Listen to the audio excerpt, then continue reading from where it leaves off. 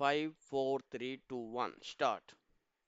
As you, Mr. President, have said in your address, there can be no economic progress in condition of instability, uncertainty, and insecurity.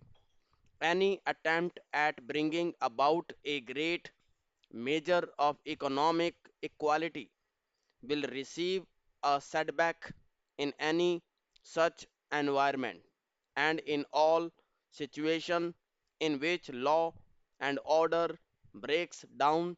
It is the poorer section of the society who suffer most than the affluent section.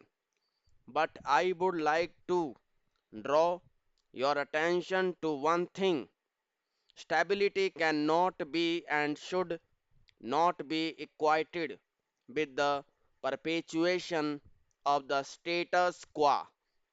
Stability cannot be brought about if the present inequalities are allowed to remain or to grow, and unless we take note of the aspiration of the people and engineer change peacefully, we shall be overtaken by events and by far greater violence than you have seen today. Full stop change.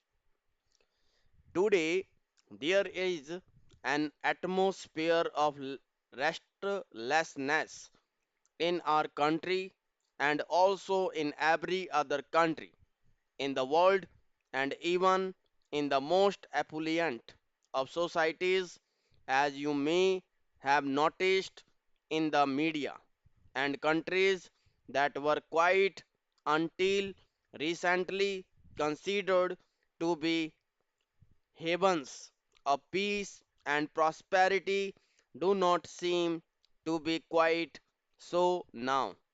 A new generation is coming up into prominence in all the countries whose attitudes and beliefs differ from those of the older generation in all spheres of life.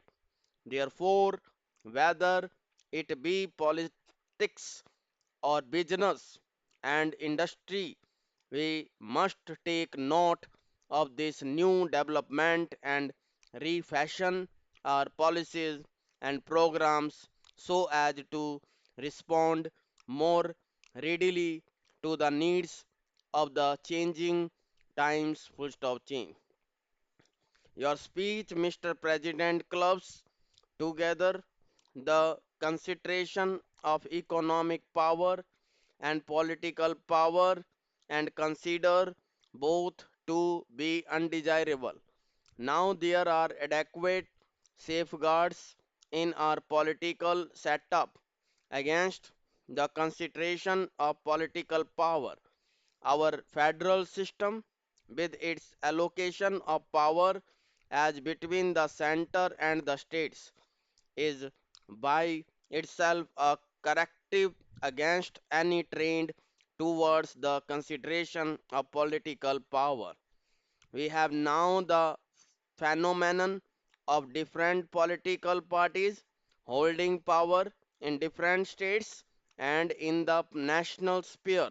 Also, we have a powerful opposition subjecting every move of the government to the closet and most critical scrutiny.